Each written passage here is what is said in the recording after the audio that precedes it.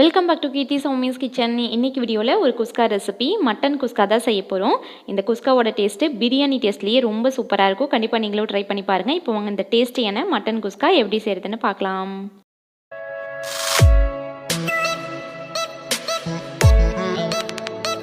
First mutton வேக வச்சுக்கலாம். Stove on பண்ணி குக்கர் வச்சுருக்கேன். இதில் நான் இன்றைக்கி 3/4 கிலோ மட்டன் எடுத்திருக்கேன். இதை விட கம்மியாக இருந்தாலும் பரவாயில்ல, எடுத்துக்கோங்க. இதில் ஒரு 1/2 டீஸ்பூன் மஞ்சள் தூள், 1 டீஸ்பூன் உப்பு சேர்த்துட்டு இது கூட 3 கப் அளவுக்கு தண்ணி சேர்த்துக்கிறேன். நான் இன்றைக்கி பிரியாணிக்கு 1.5 கப் ரைஸ் எடுத்திருக்கேன். அதுக்கு 3 கப் தண்ணி கரெக்டாக இருக்கும். இப்போது லிட் க்ளோஸ் பண்ணி விசில் போட்டுடலாம். மட்டன் பொறுத்து வேகிறதுக்கு கொஞ்சம் டைம் எக்ஸ்ட்ரா கூட ஆகலாம். நான் ஒரு 20 விசில் விட்டு எடுத்துக்கிறேன். மட்டன் நல்லா சாஃப்டாக வெந்துருச்சு. இப்போது இந்த மட்டன் நல்லா தனியாக எடுத்துகிட்டு இந்த தண்ணி தனியாக எடுத்து வச்சுக்கலாம். இந்த தண்ணி வச்சு தான் குஸ்கா செய்ய போகிறோம். ரொம்ப சூப்பரான டேஸ்ட்டில் இருக்கும். வேக வச்சுருக்க மட்டன் வச்சு வறுவல் செய்கிறதுக்கு யூஸ் பண்ணிக்கலாம். அது நெக்ஸ்ட் வீடியோவில் வரும். இப்போது ஸ்டவ் ஆன் பண்ணி குக்கர் வச்சுருக்கேன். இதில் 3 டீஸ்பூன் எண்ணெய் விட்டுக்கிறேன்.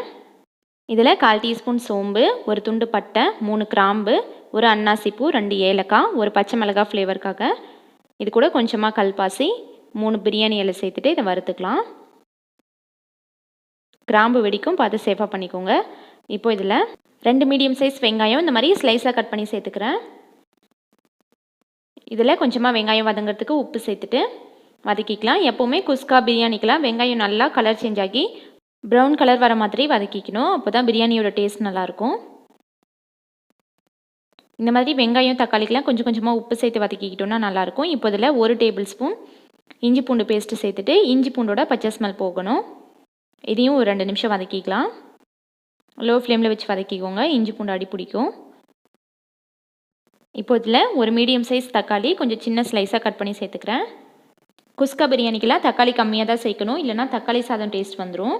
இப்போ இதில் கொஞ்சமாக உப்பு சேர்த்துட்டு தக்காளி நல்லா மசிஞ்சு வதங்கட்டும். ஒரு 2 நிமிஷம் வதக்கிக்கலாம். இப்போ இதில் ஒரு கைப்பிடி அளவுக்கு நறுக்கின புதினா கொத்தமல்லி சேர்த்துட்டு இதையும் ஒரு நிமிஷம் வதக்கிக்கலாம். புதினா கொத்தமல்லி கண்டிப்பாக சேர்த்துக்கோங்க, ஃப்ளேவர் ரொம்ப நல்லாயிருக்கும். இப்போ இதில் 1 டீஸ்பூன் மிளகாய் பொடி, உங்கள் காரத்துக்கு ஏற்ற மாதிரி எக்ஸ்ட்ரா கூட சேர்த்துக்கோங்க. 1/2 டீஸ்பூன் கரம் மசாலா, 1 டீஸ்பூன் பிரியாணி மசாலா சேர்த்துக்கிறேன். இதுக்கு பதிலாக நீங்கள் மட்டன் மசாலா கூட சேர்த்துக்கலாம். இப்போது இதை நல்லா மசாலாவோட பச்சை ஸ்மெல் போகிற மாதிரி ஒரு நிமிஷம் வதக்கி விட்டுக்கலாம். இப்போ இதில் நம்ம மட்டன் வேக வச்சுருந்தோம்ல அந்த தண்ணி, நான் கரெக்டாக 3 கப் அளவுக்கு அளந்து தான் சேர்த்துருந்தேன். அதனால் அதை அப்படியே சேர்த்துக்கிறேன். இந்த தண்ணி நல்லா கொதிக்கட்டும், மிக்ஸ் பண்ணி விட்டுக்கலாம். நம்ம மட்டன் வேக வைக்கும் போதே இதில் உப்பு சேர்த்துருந்தோம் 1 டீஸ்பூன். அதனால் உப்பு டேஸ்ட் பண்ணிவிட்டு தேவைன்னா கொஞ்சமாக சேர்த்துக்கோங்க.